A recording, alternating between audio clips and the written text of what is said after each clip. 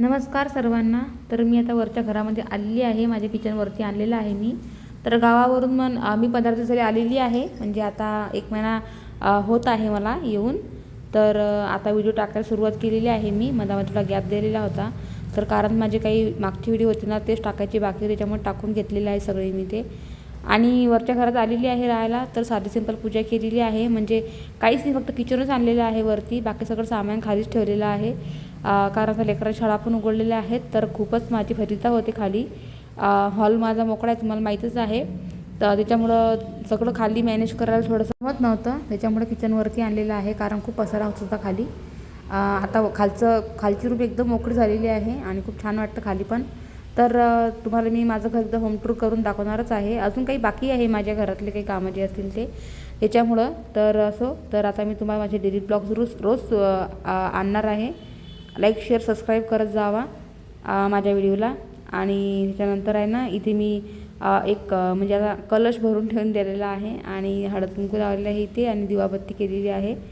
तर असं आहे. तर दूध गरम करायचं ठेवलेलं आहे, कारण दूध उसू जाऊ द्यायला पाहिजे असं म्हणतात.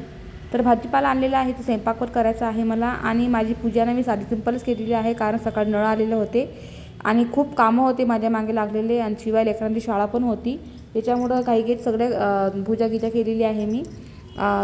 फक्त काही नाही, आंघोळ केली आणि लगेच पूजा करायला सुरुवात केलेली होती. आणि कारण पाणी पण भरायचं होतं मला त्याच्यामुळं. तर इकडं दूध उसू गेलेलं आहे. तर कारण दूध उसू जाऊ द्यावं लागतं असं म्हणतात.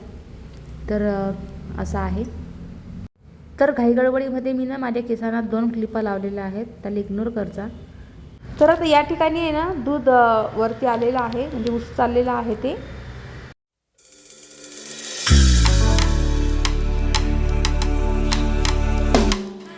मला असं वाटलेलं होतं की छान मस्त साडी गिडी घालून मस्त पूजा करावं असं मला वाटलेलं होतं. पण तेवढा टाईम नव्हता माझ्याकडं, कारण कामं खूप होते त्याच्यामुळं.